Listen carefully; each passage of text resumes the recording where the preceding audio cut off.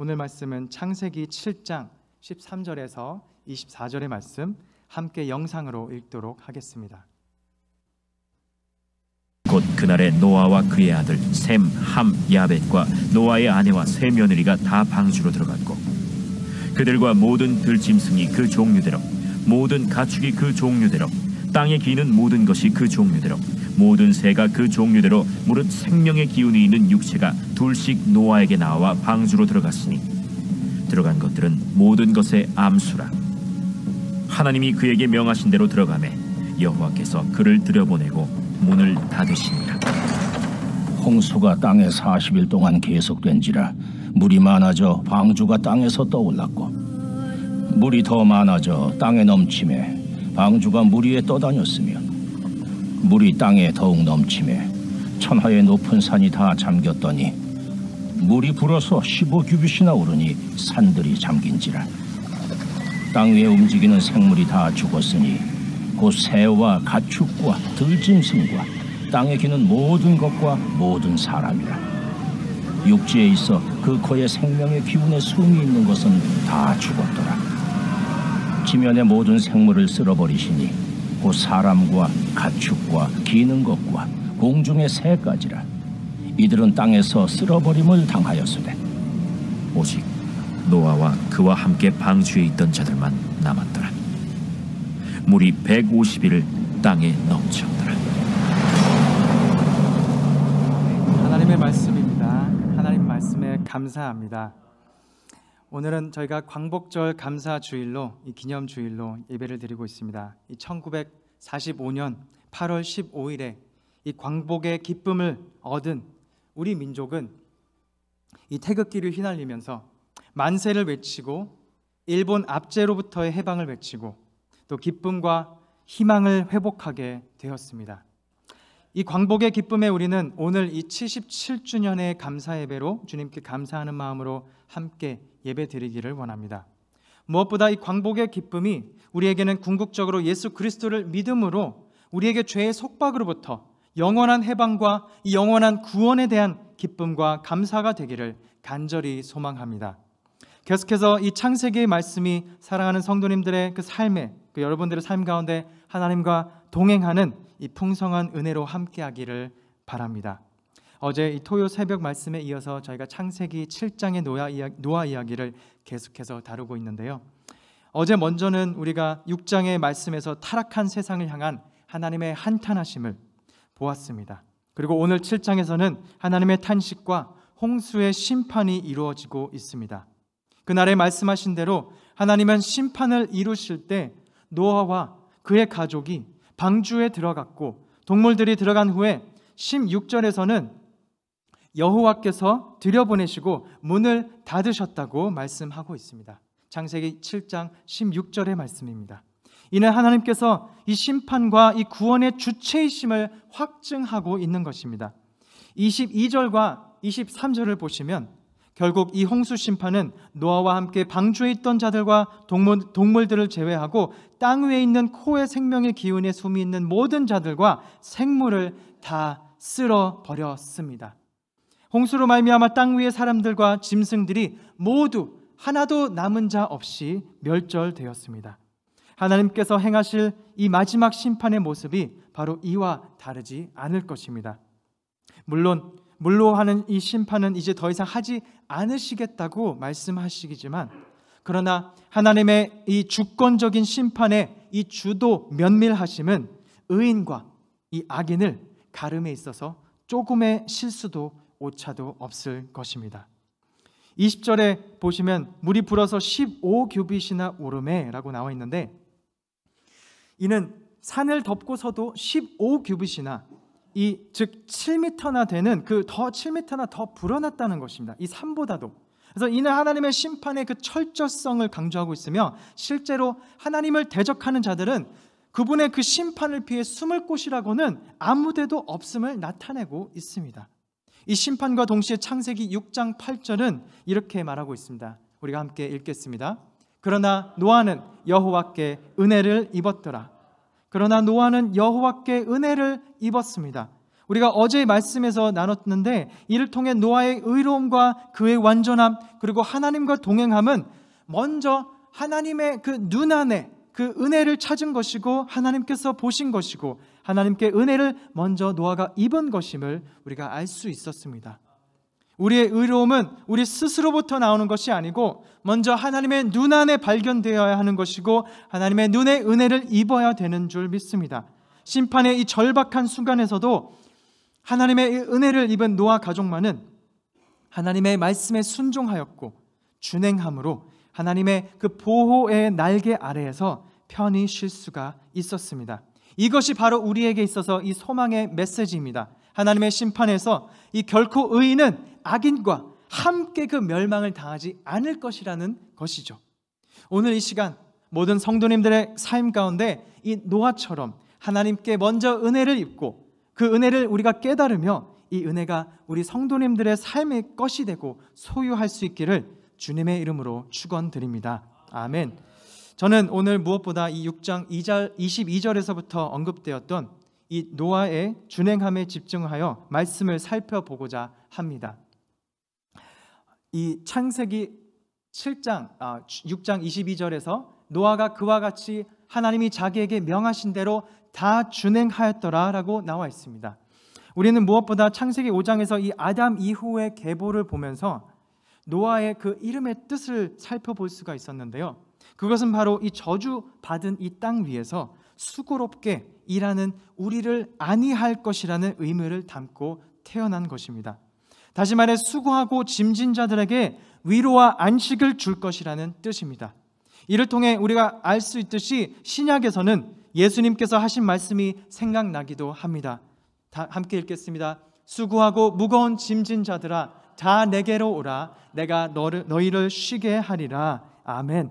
예수님을 구주로 영접한 자에게는 율법의 그 정죄를 받지 않고 이제 하나님 앞에 나와 하나님의 은혜와 성령의 인도하심을 받아 참된 그 영육의 영원한 안식을 누리게 될 것이라는 말씀입니다.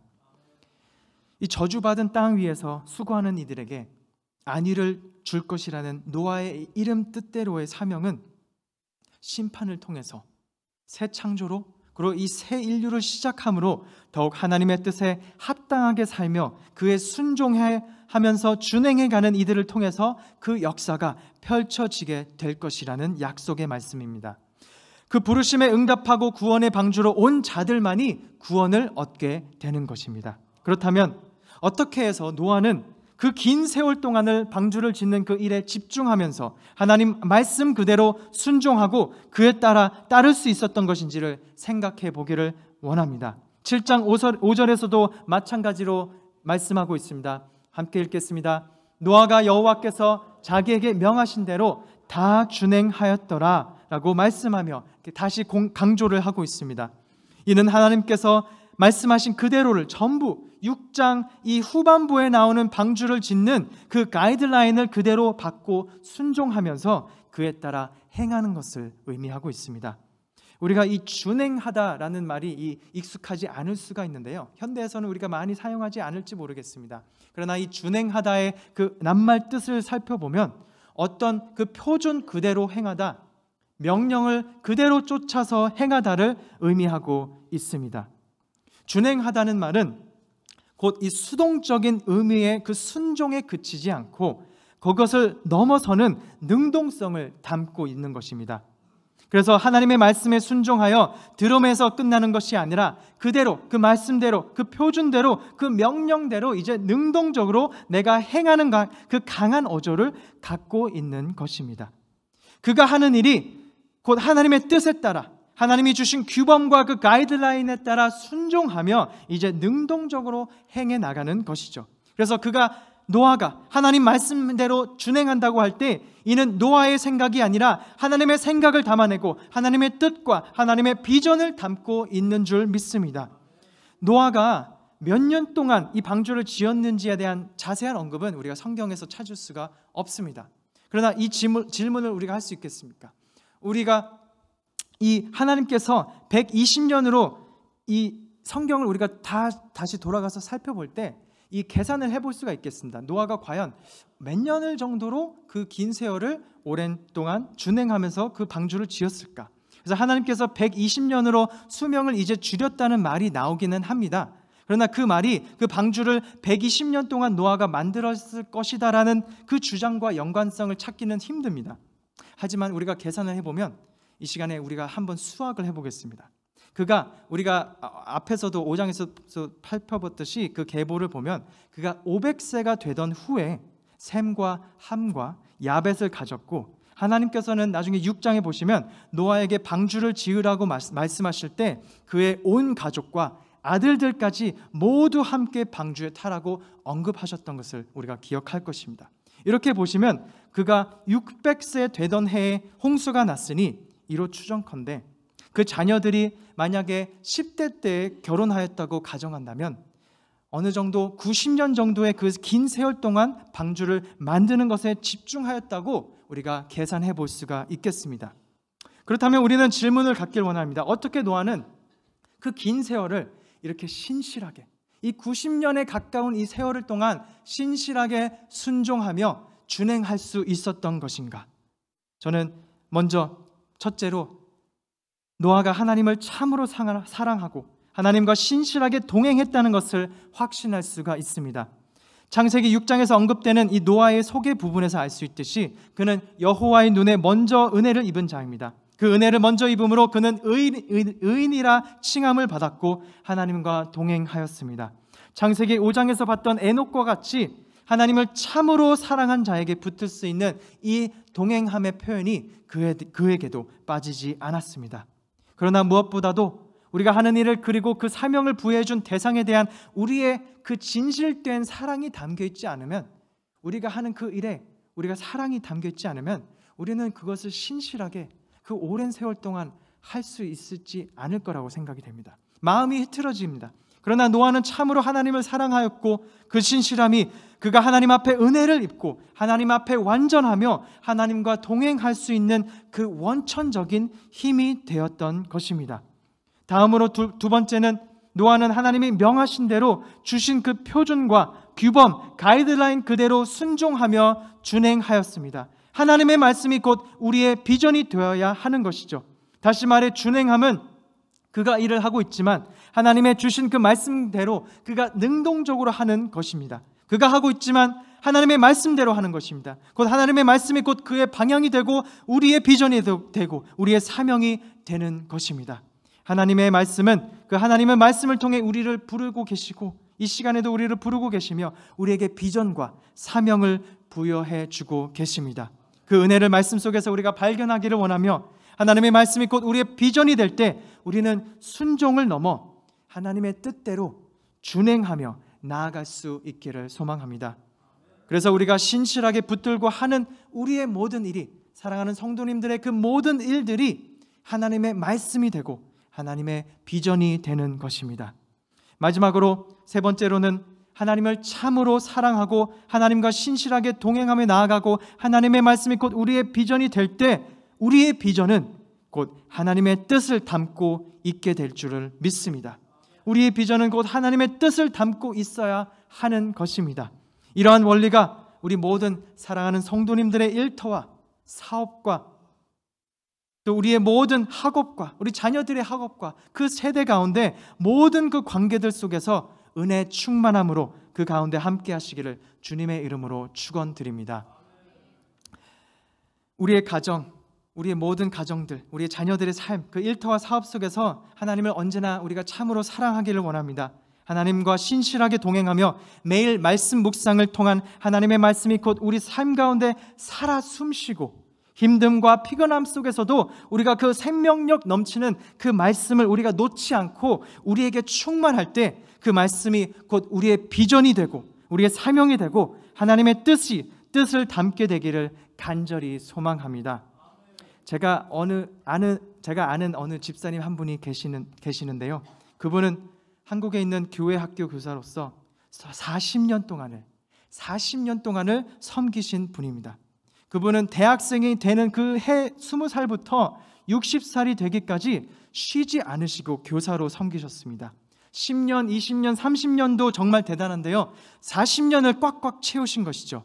어떻게 이렇게 오랜 세월을 한 해도 쉬지 않으시고 봉사하시고 섬기실 수 있었는지를 제가 여쭤봤을 때 이 선생님, 이 집사님께서 하신 말씀은 간단했습니다. 하나님이 이 다음 세대 어린 양들을 사랑하시는 그 현장에 함께 동참하고 싶고 순종하다 보니까 이렇게 시간이 흘러가는 줄 모르고 여기까지 왔다는 것입니다. 이분은 참으로 진실된 마음으로 그 다음 세대를 향한 그 뜨거운 열정과 사랑과 마음을 품으시고 그 오랜 세월을 신실하게 헌신할 수 있었던 것입니다. 세월을 결코 계산하거나 인내하신 것이 아닙니다. 물론 그 가운데 어려움도 있었겠지요. 그만 내려놓고 싶은 적도 있었겠지요.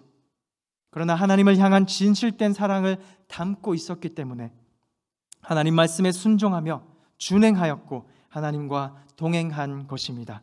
그리고 하나님의 말씀이 곧 그분의 사명이 되었고 그분의 비전이 곧 하나님의 뜻과 어린 이 다음 세대 아이들을 향한 구원의 뜻을 담고 있었기 때문에 그 40년의 오랜 세월을 헌신할 수 있었던 것이라 믿어 의심치 않습니다. 이 긴 세월이 중요한 것이 아닙니다. 시간보다 중요한 것이 바로 우리의 마음의 중심인 줄 믿습니다.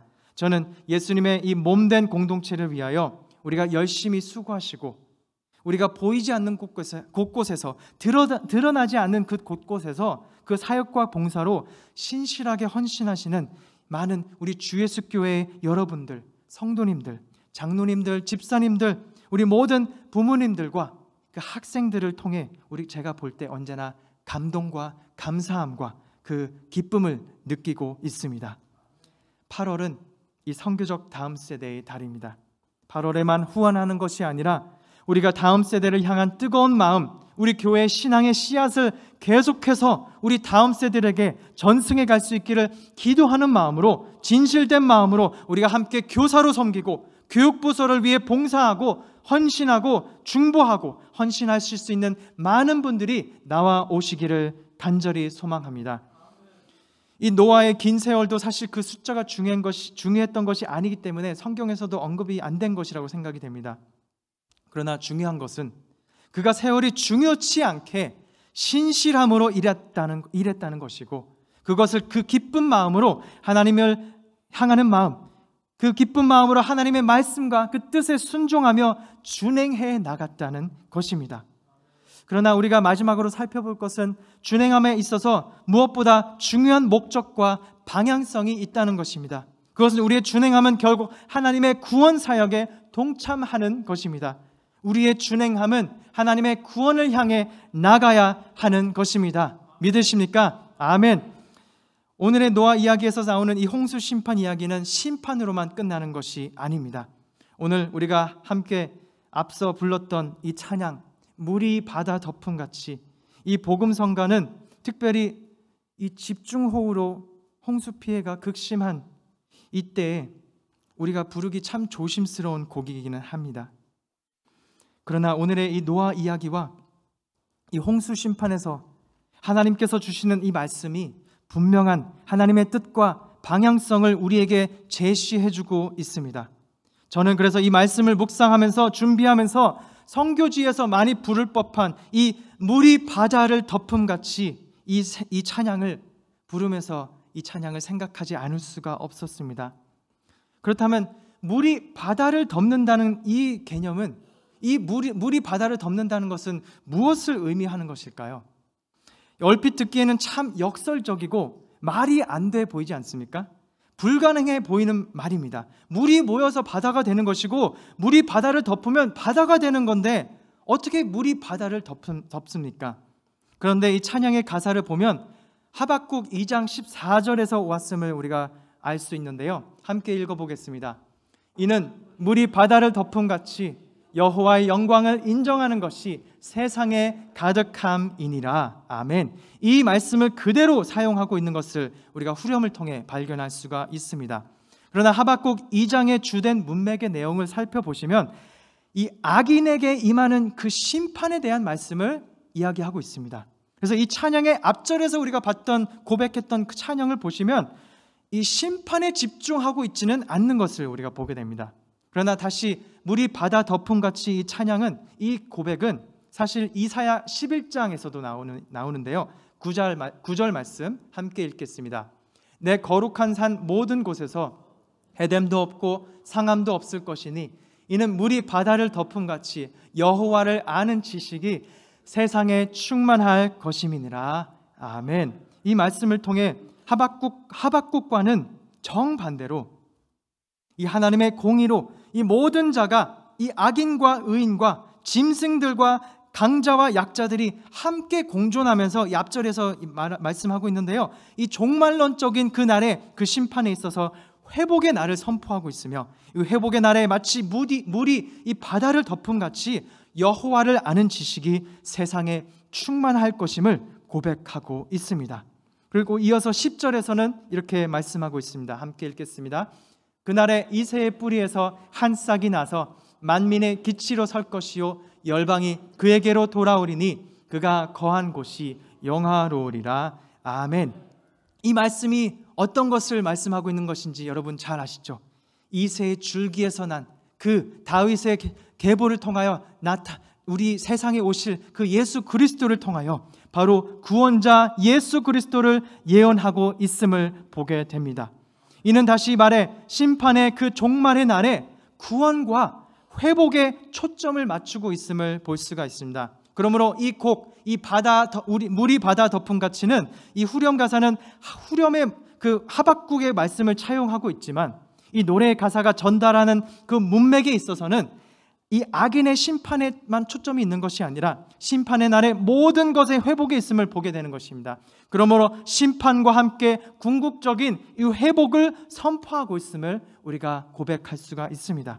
그러나 여기서 우리가 더 나아가 살펴보고자 하는 것은 우리는 이 성경에서 사용되는 이 물이 바다 덮음같이에서 물과 이 바다에 대한 이 상징적 개념, 이 성경적 개념을 좀 더 자세히 살펴보고자 합니다.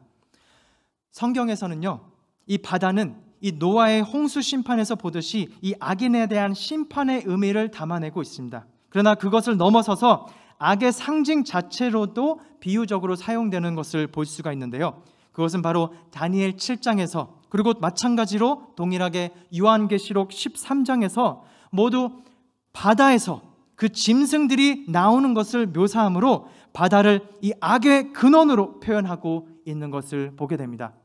그래서 여러분 어떤 영화들을 보시면 이 바다에서 그 악의 축들이 나타나고 그 짐승들이 나타나고 그 고질라가 나타나는 것을 볼 때 이것이 그 성경적 세계관에 바탕하고 있음을 우리가 또 재미있게 새롭게 발견하게 되는 것입니다.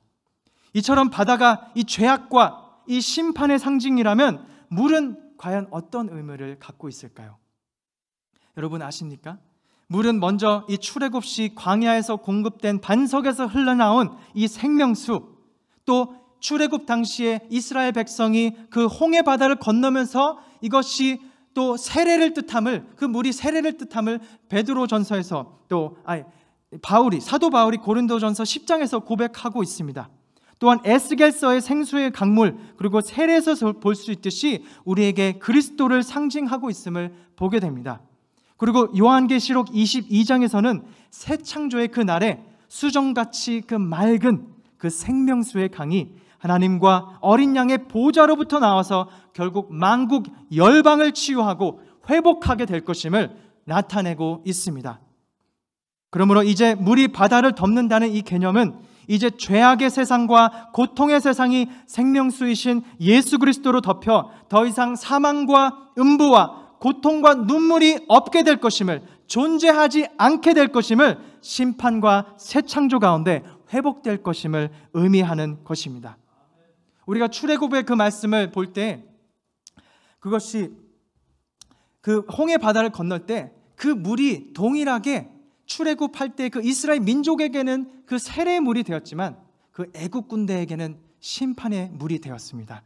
이는 오늘의 본문 말씀과도 연결이 되는데요, 심판과 동시에 언제나 은혜의 말씀, 희망의 말씀을 약속해 주시는 하나님께서는 우리에게 이 물이 바다를 덮음같이 희망의 약속과 이 약속의 메시지를 우리에게 전해주고 있으십니다. 그러므로 노아의 홍수 심판 이야기는 단지 이 죄악된 이 세상을 물로 쓸어버리시는 하나님의 심판, 하나님의 이 마치 무자비한 심판만을 말하고 있는 것이 아닙니다. 물이 바다를 덮음은 불가능해 보이는 불가능성 속의 그 가능성, 그 가능하신 승리하신 예수 그리스도를 통해 이 죄악된 세상과 심판받아야 마땅한 이 세상이 새 창조 속에서 새 희망을 갖고 구원으로 나아가게 되는 것을 선포하는 것입니다. 이를 위하여 노아와 그 가족은 쓰임을 받았고 순종하고 준행했습니다. 그래서 베드로전서 3장에서 이 심판의 물이 온 대지를 뒤덮고 있는 상황 가운데서 불의한 자들은 심판하고 노아 가족만이 이 물 위에서 구원받은 것을 세례에 비유했습니다. 베드로전서 3장 20절 말씀 함께 읽겠습니다. 그들은 전에 노아의 날 방주를 준비할 동안 하나님이 오래 참고 기다리실 때에 복종하지 아니하던 자들이라 방주에서 물로 말미암아 구원을 얻은 자가 몇 명뿐이니 겨우 8명이라. 그 심판받은 사람들은 배에 타지 못한 사람들입니다. 그러나 그 방주에 올라타서 구원을 얻은 자가 몇 명뿐이니 겨우 8명이었습니다. 하나님의 선택을 받은 그 순종하여 준행했던 그 사람들이죠. 그리고 21절에서 이렇게 말씀하고 있습니다. 함께 읽겠습니다. 물은 예수 그리스도께서 부활하심으로 말미암아 이제 너희를 구하는 표현이 곧 세례라. 우리가 출애굽에서도 볼 수 있었듯이 그 물의 그 홍해 바다는 그 악인들에게는 심판이 되었지만 그것을 믿음으로 건넌 이스라엘 민족에게는 세례가 되었고, 이 노아의 홍수 심판에서도 배에 올라타지 못한 구원의 방주에 올라타지 않은 그 믿지 않는 자들에게는 그것이 심판이 되었지만 그 가운데 그 물이 그 물 위에 그 구원의 방주 위에 올라탄 그 백성들에게는 바로 세례가 되었음을 우리가 배우게 되는 것입니다. 그러므로 이 홍수 이야기가 불의한 자들에게는 심판이지만 주님께 합한 자 곧 의인은 세례를 받고 구원을 얻는 사건임을 우리가 이 메시지를, 이 복음을 우리가 오늘 배우게 됩니다. 물이 바다를 덮음같이 그 생명수가 우리 죄악의 세상을 덮어 예수 그리스도를 통해 우리의 세상 모든 민족이 구원을 받고 새 창조와 구원을 향하게 나아가게 되기를 간절히 소망합니다. 이 생명수가 우리 사랑하는 모든 성도 여러분의 그 삶과 일터와 그 가정 위에 구원의 세례물이 덮이고 우리를 죄로부터 구원하시고 우리의 모든 어려움과 고난으로부터 해방하기를 주님의 이름으로 축원드립니다. 물이 바다 덮음같이, 물이 바다 덮음같이, 물이 바다 덮음같이. 이것 외에 다른 고백은 필요 없습니다. 물이 바다를 덮음같이, 우리 함께 이 물이 바다를 덮음같이를 우리가 외치며 나아갈 때 우리 안에 믿음으로 고백함으로 주의 날을 선포하고 우리의 모든 삶과 상황 속에서 예수 그리스도의 복음을 전하는 인생들이 되기를 축복합니다. 아멘. 기도하시겠습니다. 사랑과 은혜가 풍성하신 하나님 아버지, 오늘도 말씀을 통해 우리에게 은혜를 허락해 주심에 감사드립니다. 오늘 말씀을 통해 우리 삶이, 우리 가정이, 우리의 일터와 사업, 우리 자녀들의 삶과 그들의 학업과 그 가정 가운데 하나님의 말씀에 순종함을 넘어 이제 준행함으로 우리의 모든 일들이 하나님의 말씀대로 하나님의 비전과 뜻을 담고 하나님의 구원을 향해 나아가기를 간절히 소망합니다. 물이 바다 덮음같이 예수 그리스도께서 우리 삶을 덮으시고 이 세상을 덮으시고 우리 세상 모든 민족이 주님의 영광을 알게 되기를 간절히 바라며 기도합니다. 이 죄악된 세상 가운데서 하나님의 앞에서 의인된 신앙인으로 살아가기를 간절히 원합니다. 방주 대신 주님 안으로 피하기를 원합니다. 방주 밖은 넘실대는 파도와 홍수밖에 없습니다. 이 답답한 세상에서 오직 주님을 나의 피난처로 삼고 그 안에서 참된 평강과 은혜를 누리는 그 복된 은혜를 오늘도 허락하여 주옵소서. 그리고 홍수가 끝나고 방주가 그 안착할 곳, 그곳에 도착할 날을 기대하면서 오늘도 흔들리는 방주 가운데서도 주님을 신뢰하며 살아갈 수 있도록 우리의 믿음 없음을 불쌍히 여겨주시고 우리의 믿음을 담대히 허락하여 주셔서 더욱 주님만 바라볼 수 있도록 인도하여 주시옵소서. 그럴 때 주님의 복음의 구원과 그 복음과 구원의 은혜를 우리 삶에 담아내며 살아가는 우리 모든 선교적 삶, 선교적 가정, 선교적 다음 세대, 그리고 선교적 시니어의 우리 모든 선교적 교회가 되기를 간절히 기도합니다. 이 모든 말씀 우리 구원자 되시는 예수 그리스도의 이름으로 기도드립니다. 아멘. 이제 예배의 삶으로 살아가십시오. 복음의 말씀을 들었으니 참 자유인답게 사십시오. 그리고 사람들 앞에 걸림돌을 치워주고 디딤돌이 되어 주십시오. 아멘. 주님, 그리하겠습니다. 메마른 땅을 종일 걷는다 해도 낙심하지 않겠습니다. 목마른 누군가를 위해 생수를 깃는 마음으로 살아겠습니다. 먼저 다가가고 먼저 말을 건네고 먼저 섬기며 살겠습니다. 아멘. 이제는 우리 주 예수 그리스도의 은혜와 하나님 아버지의 사랑하심과 성령님의 감화감동 충만하심의 역사가 불가능성 속에 가능성을 외치고 물이 바다를 덮은 가치를 고백하며 주님의 날을 선포하고 화해와 회복을 바라고 구원을 향해 나아가는 우리 모든 주의 자녀들 머리 위에 지금부터 영원토록 함께 하시기를 간절히 축원하옵나이다. 아멘.